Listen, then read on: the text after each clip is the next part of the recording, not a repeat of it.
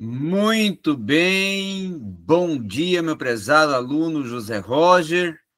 Nós vamos continuar hoje com o Ronald Dworkin. Até, inclusive, se faz necessário e é importante nós concentrarmos no conteúdo e nas propostas de Ronald Dworkin durante algumas aulas, porque todos esses conteúdos vão ser um acrescentar lá na frente, não só no processo da sua formação do direito, mas também até para a preparação, tá? Para o concurso futuro que você vai prestar de juiz e até para a sua atuação na área do direito. Então, eles têm um contributo para o hoje e para o amanhã. Muito bem. Ontem, nós falamos sobre semântica, sobre interpretação, sobre desenvolvimento gramatical dentro da proposta, do olhar, da visão do Ronald Dworkin. E hoje nós vamos dar continuidade a este assunto, partindo da interpretação dentro de uma perspectiva histórica, não é? De como que a tradição ela modifica com o passar do tempo, tá? Então, é preciso considerar mais apropriadamente, mais de perto, mais próximo, essa dinâmica da transformação, onde é observado os tipos, né, de juízos, de decisões, de argumentações, que irão produzir cada resposta individual dentro da tradição. Então, as respostas que nós podemos dizer coletivamente, elas, durante alguns longos períodos, né, vão produzindo mudanças, essas são as que, podemos dizer, funcionam a partir do interior. E até do ponto de vista da interpretação, tá? Porque elas vão trazer os fundamentos hermenêuticos. Até, inclusive, dentro de um próprio conceito interpretativo, hermenêutico, uma teoria da interpretação, ela se torna uma interpretação a partir da prática dominante de utilizar-se conceitos interpretativos. Então, quando nós estudamos uma abordagem teórica, não é? E aí a importância da teoria, particularmente essa abordagem teórica, ela é destinada, é proposta a explicar uma interpretação dentro de uma prática e de uma estrutura social, como, por exemplo, a cortesia, tá? Então, a discussão que nos leva muito além do direito, dentro até do domínio dessas controvérsias sobre a interpretação dos quais se pode dizer que ocupa-se, sobretudo, as questões científicas, sociais e filosóficas, não é? É dentro dessa proposta que o direito, enquanto conceito interpretativo, tá? Ele vai se assentar dentro de uma concepção de interpretação que irá analisar a interpretação, defendendo, inclusive, a mudança de direção que se torna, nesse caso, essencial. Então, ao interpretar uma prática social, né, e até uma forma, ocasião propícia de interpretação, você vai ver que as pessoas vão interpretar, em muitos contextos até diferentes, algumas ocasiões que serão mais conhecidas, inclusive, até para a própria hermenêutica, para o próprio sentido interpretativo, para a própria conversação jurídica, para a argumentação. Então, para se decidir o que uma pessoa, por exemplo, interpreta dentro de sons, de sinais, do que ela está propondo, pensando, nós podemos considerar que vai ser observado e tratado a partir de um olhar interpretativo científico, não é? Aonde a interpretação ela é olhada dentro de um âmbito da própria formação cognitiva do ser, formação intelectual. Então, a interpretação já artística, aquelas que estão voltadas a poema, peça, pinturas, né? Já tem um outro significado, um outro propósito. Aí está para nós compreendermos como é desenvolvida essa interpretação dentro do direito, que parte de uma prática jurídica, uma prática filosófica e uma prática social. Então, é preciso se concentrar entre uma interpretação que ela olha o homem, olha a sociedade e olha as leis. Então, a interpretação da conversação, do diálogo, do argumento jurídico, ela é intencional e não causal. Tá? Ela não é mecânica, porque ela pretende explicar aqueles elementos que propõem uma defesa. Então, nós podemos afirmar que todas as formas de interpretação, elas têm uma finalidade, elas têm um intencional. Mas a interpretação jurídica, ela tem um intencional mais confrontador e sustentador do que as outras, tá? Porque ela se torna até uma interpretação criativa, uma interpretação em que o jurista, o advogado, o juiz, o magistrado propõe um argumento de defesa e um argumento interpretativo para que a lei se adeque dentro do que está se precisando ser adequado concernente o caso que está sendo defendido ou julgado. Então, essa interpretação se torna um decifrar, né, de propósitos, tá? E aí, dentro desse aspecto, é importante também considerarmos que essa interpretação como prática social, ela propõe um valor dentro de uma prática que descreve, ao mesmo tempo, mecanismos de interesses, mecanismo de objetivos e também de princípios. Então, muitas das vezes, dados comportamentais brutos da prática, das circunstâncias, né, vão alcançar diferentes visões e propostas antagônicas.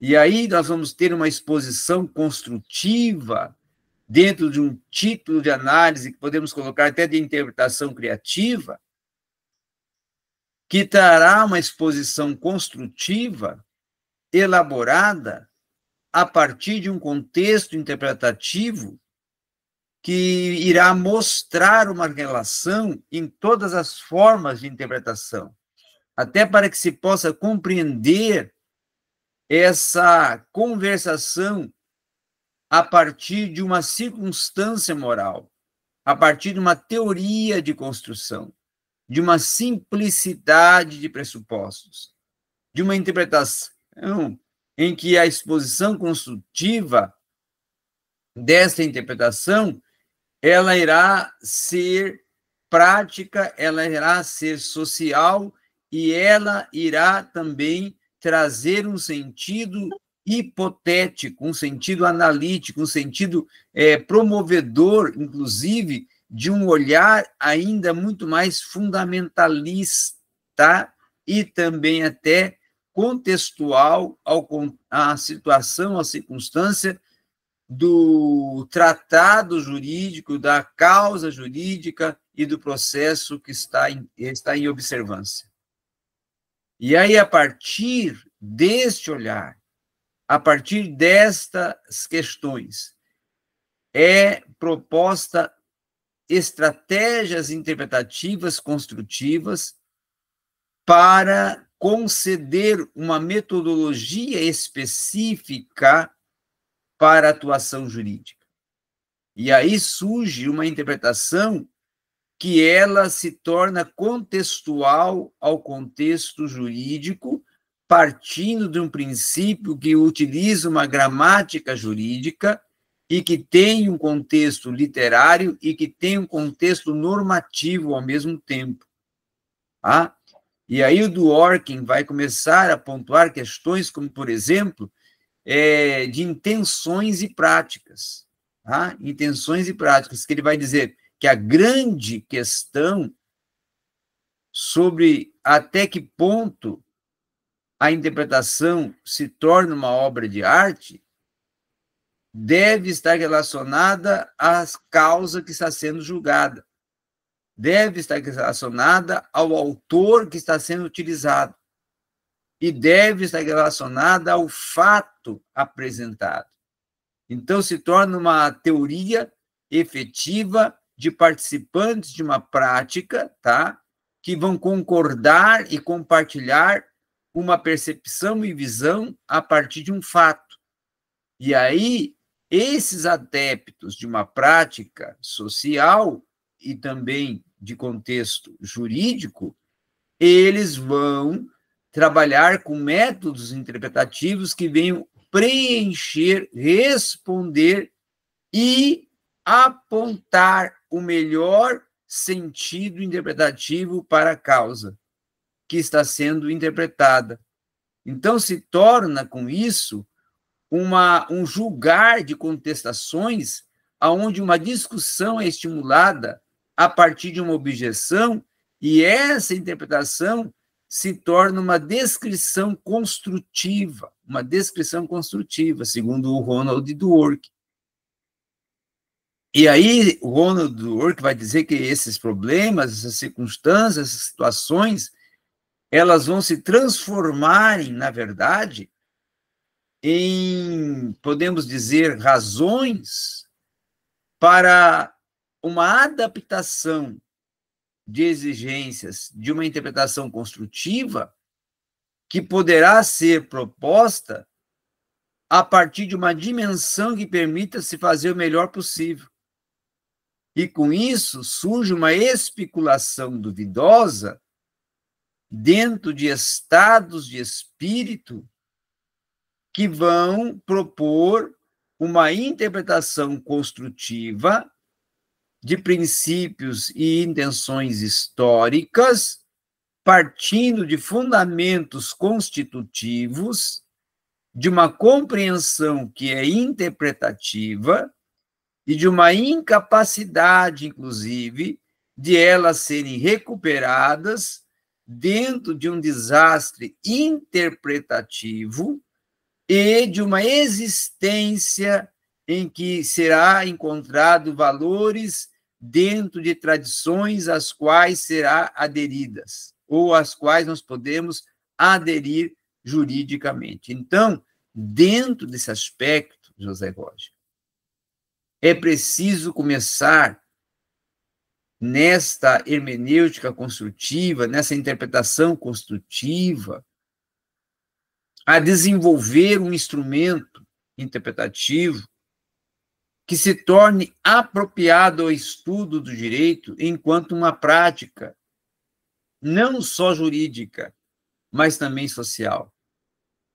E aí, Dworkin vai falar que é preciso estabelecer uma distinção analítica entre 3 etapas de interpretação, certo? 3 etapas de interpretação. A primeira, a etapa considerada pré-interpretativa, na qual se identifica as regras e os padrões que serão utilizados para fornecer esse conteúdo experimental da prática, tá? Já o pré-interpretativo também é olhado, é observado a partir do que se pode abstrair de pressuposições elencadas para a defesa. Já no segundo sentido, no segundo lugar, na segunda proposta desta interpretação, é preciso já haver uma etapa interpretativa, a qual o intérprete, o hermeneuta, vinha se concentrar numa justificativa geral para propor princípios, elementos de uma prática que será identificada dentro dessa etapa pré-interpretativa, que irá consistir em uma argumentação sobre a conveniência e a busca por uma prática que vai conceder um formato geral. Então, a justificativa, ela não irá precisar se ajustar dentro de aspectos e características da prática que será estabelecida, mas irá se ajustar dentro de uma interpretação prática, de um olhar prático. E aí, uma etapa que nós podemos colocar de pós-interpretativa, ela vai reformular ou ajustar a ideia dessa prática, a ideia dessa defesa, a ideia desse conjunto de comunidade hipotética, de hipóteses, tá? Então, essas três partes, o pré-interpretativo, o interpretativo e o pós-interpretativo, exigem uma nova visão e um novo padrão de deferência, tá? Onde se é estipulado uma regra de deferência que as pessoas vão ver e perceber uma justificativa plausível. E aí, partindo dessa justificativa plausível, é que numa sociedade, que até podemos colocar uma sociedade ela, de um contexto até imaginário, não é? Ela vai julgar os juízos interpretativos das pessoas a partir das dimensões práticas propostas. E esse propósito, até esse objetivo nessa prática pós-interpretativa, que é a que vai ficar como resultado, ela pode, de uma forma habitual, propor uma interpretação em que o ponto de vista do intérprete adote de maneira até mais ou menos automática uma controvérsia inevitável, contemporânea, que identifique a exposição preliminar da natureza da interpretação. Então, é preciso que convicções e hipóteses e práticas definam os dados de uma interpretação dentro de uma etapa pré-interpretativa, que essa atitude ela conceda uma interpretação que compartilhe uma visão ainda mais convicta de diferentes casos e histórias e excessos discrepantes, que até alguns são discrepantes, dentro de juízos, dentro de hierarquias, dentro de convicções, que possam, na verdade, propor uma argumentação jurídica que ela fundamente, que ela conceda uma articulação, uma proposta, uma observância do caso que está sendo argumentado, tratado, dialogado e julgado, que todas as ideias acatem a interpretação como interpretação que vai de encontro às ideias, os pensamentos, as propostas dos demais avaliadores desse argumento que está em pauta, que está em causa, que está sendo avaliado, analisado para ser deferido. E a deferência só vai ocorrer a partir da concordância. E essa concordância só vai surgir a partir de uma argumentação que essa alcance a prática social, normativa, jurídica e humana dentro de um âmbito que relacione uma outra e vá de encontro à causa que está em deferência para que ela seja deferida dentro do que está proposto e idealizado pelo hermeneuta, pelo aquele que está sendo o intérprete da causa. Então, essa é a visão, essa é a proposta, esse é o elencar de argumentos que vai apresentar e que apresenta o Ronald Dworkin na hermenêutica jurídica, na hermenêutica gramatical, na construção do argumento jurídico.